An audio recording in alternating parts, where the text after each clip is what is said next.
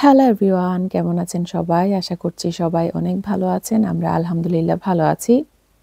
আরও একটা নতুন ব্লগ নিয়ে চলে আসলাম। এখন আলিনাকে স্কুল থেকে নিতে এসেছি। তো আলিনা দেখা যায় প্রত্যেকদিনই স্কুল থেকে আসার পর ওর ফ্রেন্ডের বাসায় চলে আসে।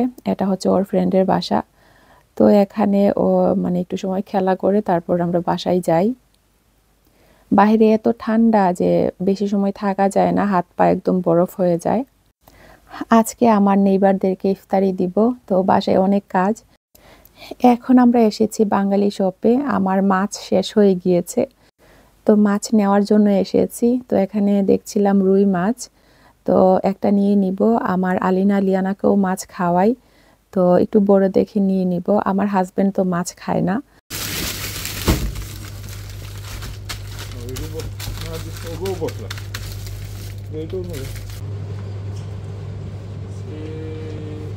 kilo, nearby 6 kilo. 21 pound 35 pence. Okay.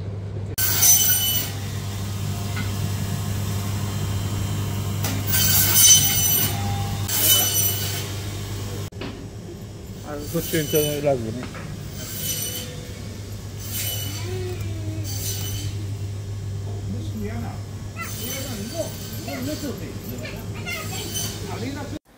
এখন আমরা আরও একটা শপে এসেছি ইলিশ মাছ নেওয়ার জন্য।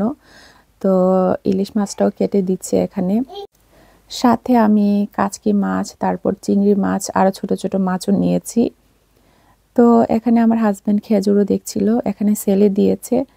তো বাসায় চলে এসেছি। বাসায় এসে আমি রান্নাবান্না শুরু করে দিয়েছি। তো প্রথমে আমি বিরিয়ানিটা রান্না করে নিচ্ছি। এখানে চিকেন বিরিয়ানি রান্না করছি আজকে। আর অন্য সাইডে আমি আলুটাও সিদ্ধ করে নিচ্ছি ছানাতে দেওয়ার জন্য। তো আমার মাংসটা হয়ে গিয়েছে, এখন আমি চালটাও দিয়ে দিব। চালটা ভালো করে মাংসের সাথে ভেজে নিব, তারপর আমি পানি দিয়ে দিব, পানি আর দুধ মিশিয়ে আর কি। তো এখন আমি পানিও দিয়ে দিব। তো পানিটা আমি আগেই বয়েল করে রেখেছি। সাথে আমি 2 কাপ দুধ দিয়ে দিচ্ছি, লিকুইড দুধ। এই চুলায় আমি বিরিয়ানিটা রান্না করে নিচ্ছি, আর অন্য চুলায় আমি ছানাটাও বসিয়ে দিয়েছি। তো 2 চুলায় আমি একসাথে রান্না করে নিচ্ছি। তো এগুলা যেহেতু পরে গরম করে দেওয়া যাবে, তো এই কারণে আমি আগেই রান্না করে নিচ্ছি। তো এখন আমি রোজ ওয়াটার, কেওড়া জল, ঘি এগুলা দিয়ে একদম লো হিটে বসিয়ে রাখবো। আমার নেইবার সবাই না করছিল ইফতারি দেওয়ার জন্য।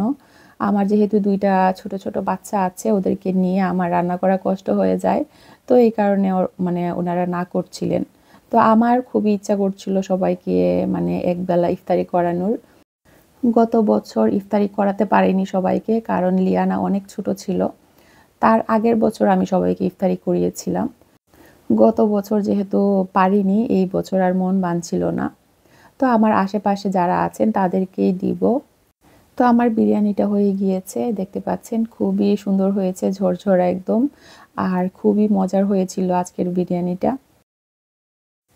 বিরিয়ানিটা হয়ে গিয়েছে, আমি অন্য সাইডে লো হিটে রেখে দিয়েছি। আর এই সাইডে আমার ছানাটা নিয়ে এসেছি, ছানাটাও হয়ে গিয়েছে। তো এখন আমি ডালের বড়াগুলোও ভেজে নিচ্ছি, আর সাথে আমি বেগুনি দিব। বেগুনি হচ্ছে আমার সবচেয়ে ফেভারেট, তো বেগুনিও দিব।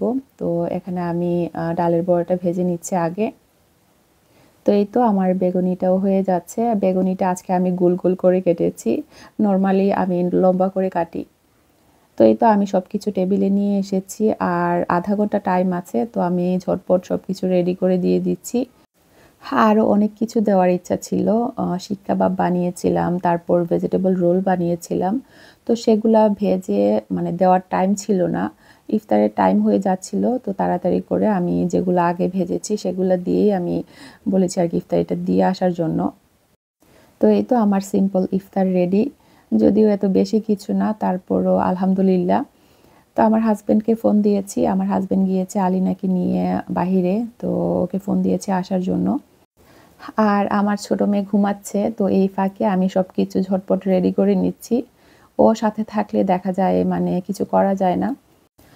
আমার পাশের বাসায় কয়েকজন ব্যাচেলর থাকে, মেবি ওনারা পাকিস্তানি, আবার কয়েকজন মেবি আফ্রিকান। তো ওনাদেরকেও দিব, ওনারা হচ্ছে মুসলিম। তো প্রত্যেক বছরই ওনাদেরকে দেই, ওনারা একা থাকেন আর কি। তো রমজান মাসে আসলে ফ্যামিলি যাদের নাই তারা অনেক ফ্যামিলিকে মিস করে।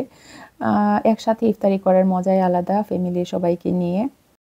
মসজিদেও ইফতারি দেওয়ার ইচ্ছা ছিল, বাট আমি ২ জনকে নিয়ে আমার পক্ষে সম্ভব না। আমার হাসব্যান্ড আসলে এতটা আমাকে হেল্পও করতে পারে না, কারণ ও যেহেতু ওর কাজ থাকে, আজকে ও অফ নিয়েছিল, এই কারণে আমি মানে তাড়াতাড়ি করে ইফতারিটা বানিয়ে নিয়েছি। না হলে দেখা যেত ও কাজে থাকতো আর আমার সব কিছু একাই করতে হতো। সবচেয়ে বড় হেল্প হচ্ছে আমার ২ মেয়েকে রাখা। ওদেরকে রাখলেই আমার সবচেয়ে বড় হেল্প হয় আর আমি সবকিছু করতে পারি। তো ও আজকে আলিনাকে রেখেছে, লিয়ানাকেও একটু সময় রেখেছে। তো এটাই আমার জন্য অনেক বড় একটা হেল্প। তো যাই হোক, মসজিদে টাকা দিয়ে দিব, না হলে চিন্তা করছি রেডিমেড খাবার যে কিনতে পাওয়া যায় সেগুলা পাঠিয়ে দিব কিনা এখনও চিন্তা করছি। তো দেখা যাক কি হয়।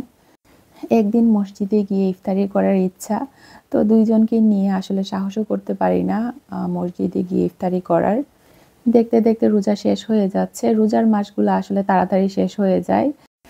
আর এবারের রোজার মানে দিনগুলা ছোট ছোট, এই কারণে মনে হচ্ছে আরও তাড়াতাড়ি চলে যাচ্ছে।